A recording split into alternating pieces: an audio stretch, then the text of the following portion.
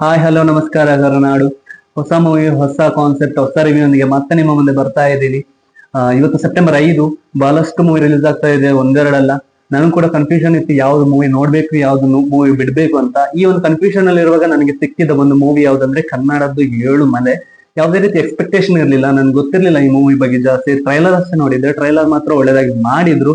ಆದ್ರೆ ಮೂವಿ ನೋಡಿ ಬಂದ ನಂತರ ಅನಿಸಿದ್ದು, this is first rate crime thriller love story in Kannada cinema. ಉತ್ತಮವಾಗಿ ನರೇಟ್ ಮಾಡಿದಂತ ಮೂವಿ. ಡೈರೆಕ್ಟರ್ ಬಂದ್ಬಿಟ್ಟು ಪುನೀತ್ ರಂಗಸ್ವಾಮಿ ಅಂತ ಪ್ರೊಡ್ಯೂಸ್ ಮಾಡಿರೋದು ನಮ್ಮ ಕನ್ನಡದ ಶ್ರೇಷ್ಠ ಖಳನಾಯಕ ಏನಿದ್ದಾರೆ ಸುಧೀರ್ ಅವರ ಪುತ್ರ ತರುಣ್ ಸುಧೀರ್ ಅಂತ. ಅದೇ ರೀತಿ ಸಂಗೀತ ಸಂಕಲನ ಮಾಡಿದ್ದು ಇಮ್ಮಾನ್, ಲಿರಿಕ್ಸ್ ಕೊಟ್ಟದ್ದು ನಾಗಾರ್ಜುನ್. ಅದೇ ರೀತಿ ಮೇನ್ ರೋಲ್ ಅಲ್ಲಿ ಆಕ್ಟ್ ಮಾಡಿದ್ದಾರೆ ರಾಣಾ ಆಕ್ಟರ್, ಪ್ರಿಯಾಂಕಾ ಆಚಾರ್ ಹೀರೋಯಿನ್ ಆಗಿ ಆಕ್ಟ್ ಮಾಡಿದ್ರೆ, ಕಿಶೋರ್ ಕುಮಾರ್ ಕೂಡ ಇದ್ದಾರೆ, ನಿಮ್ಗೆಲ್ಲ ಗೊತ್ತೇ ಇರುತ್ತೆ. ಅದೇ ರೀತಿ ಸಪೋರ್ಟಿಂಗ್ ಕ್ಯಾರೆಕ್ಟರ್ ಆಗಿ ನಾಗಭರಣ ಕೂಡ ಆಕ್ಟ್ ಮಾಡಿದ್ದಾರೆ. ಸೊ ಮೂವಿ ಹೇಗಿತ್ತು, ಮೂವಿ ಯಾಕೆ ಉತ್ತಮವಾಗಿತ್ತು ಎನ್ನುವುದರ ಬಗ್ಗೆ ಡೀಟೈಲ್ ಆಗಿ ಎಕ್ಸ್ಪ್ಲನೇಷನ್ ಕೊಡ್ತೀನಿ, ವಿಮರ್ಶೆ ಮಾಡೋಣ. Let's begin. ಈ ಮೂವಿ 2004ರ ಕಾಲಘಟ್ಟದಲ್ಲಿ ನಡೆದಂತಹ ಘಟನೆಗಳನ್ನ ಆಧರಿಸಿ ಮಾಡಲಾದಂತಹ ಚಿತ್ರ. ಆ ಒಂದು ಕಾಲಘಟ್ಟ ಯಾಕಂದ್ರೆ ಆ ಒಂದು ಸಮಯದಲ್ಲಿ ವೀರಪ್ಪನ ಅಟ್ಟಹಾಸ ಏನಿದೆ ತಮಿಳುನಾಡು ಮತ್ತು ಕರ್ನಾಟಕ ಬಾರ್ಡರ್ ಅಲ್ಲಿ ಜಾಸ್ತಿ ಇತ್ತು.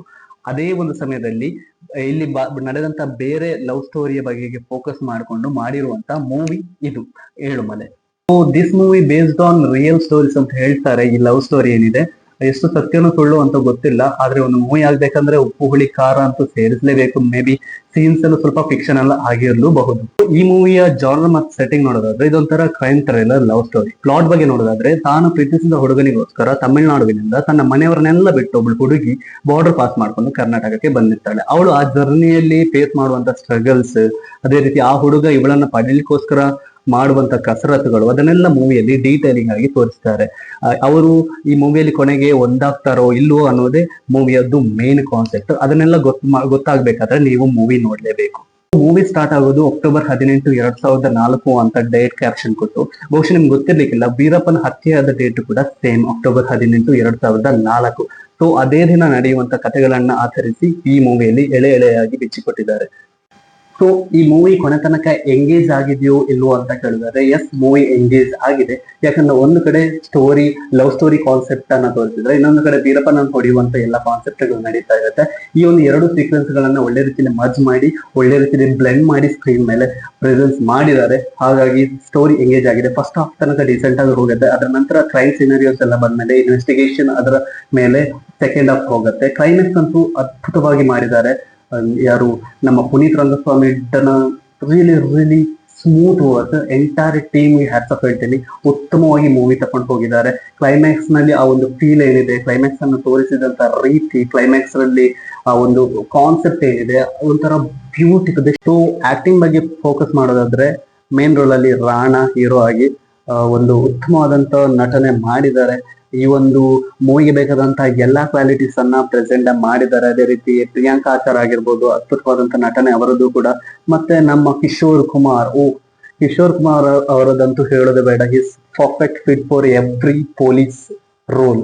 ಎಲ್ಲಾ ರೀತಿಯ ಪೊಲೀಸ್ ರೋಲ್ಗಂತೂ ಅದ್ಭುತವಾಗಿ ಫಿಟ್ ಆಗ್ತಾರೆ. ಇಲ್ಲಿ ಅದೇ ಒಂದು ಸ್ಟ್ರೆಂತ್ ಅಂತ ಹೇಳ್ಬೋದು.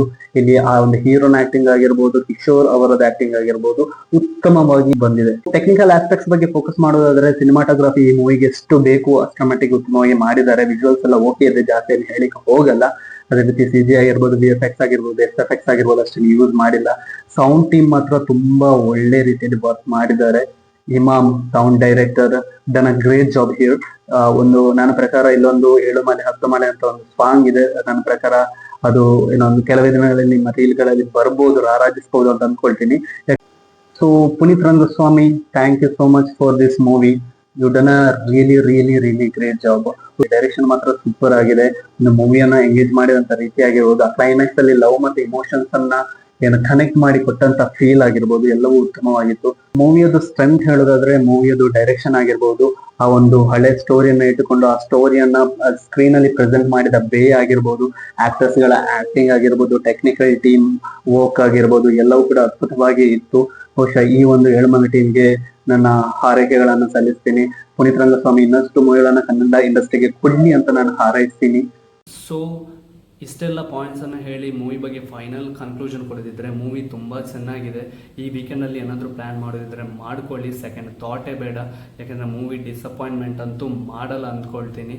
ಮಸ್ಟ್ ವಾಚ್ ಥಿಯೇಟ್ರಿಕಲ್ ಎಕ್ಸ್ಪೀರಿಯನ್ಸ್ ಮಾಡುವಂಥ ಮೂವಿ ಅಂತ ಹೇಳಲ್ಲ, but very good to watch ಅಷ್ಟೇ ಹೇಳ್ತೀನಿ ನಾನು. ಈ ಮೂವಿನ ನೀವೊಂದು ಫ್ರೆಂಡ್ಸ್ ಜೊತೆ ನೋಡ್ಬೋದು, ಫ್ಯಾಮಿಲಿ ಜೊತೆನೂ ನೋಡ್ಬೋದು.